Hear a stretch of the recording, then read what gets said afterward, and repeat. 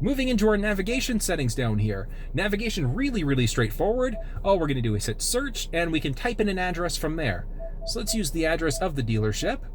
And what I'd recommend is start typing. Don't type the full address because it does autocomplete for you. We're just going to press that button there. Perfect. And now what we can do, we can either save it as a favorite by pressing this little star button, or we can start to begin the navigation. Obey traffic laws, be alert, and use voice commands while driving. Please proceed to the highlighted route, and then the route guidance will start. There we go. So a couple things to point out here. So if you want to cancel the existing directions that you're doing, so the existing route, all we're going to do is press this X button at the top here in order to cancel. So that route's now been canceled out. So really straightforward there. And bumping back up into controls here, let's go into our menu now. So menu, we've got a number of different options available there. So screen view is a matter of personal preference, whether it's the full map or just the highway exit info. We can look at traffic lists, our navigation settings, into our map preferences here.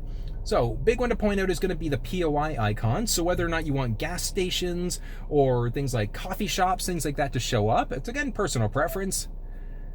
Moving into our route preferences here. So we can either go the fastest, eco-friendly, or the shortest route. And then at the very bottom, we've got the ability to avoid freeways, toll roads, ferries, or tunnels. So what that'll do is if you're not a fan of driving on toll roads, we can go avoid toll roads, and then it'll navigate, essentially making sure that we don't hit toll roads in that route.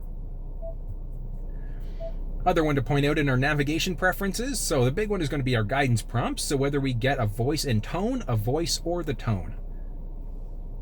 Guess it helps if I press the button there.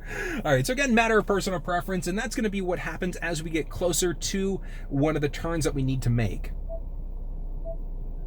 And that's going to be our navigation there. Other one to point out in the back here, we've got the ability to add a home or a work address. Where that comes into play is if you navigate home, or if you're not 100% sure where you should be going, if your home or work address is saved, you can press the voice guidance button on the steering wheel and say navigate home, navigate to work, and it's automatically going to set that up for you. Really neat feature.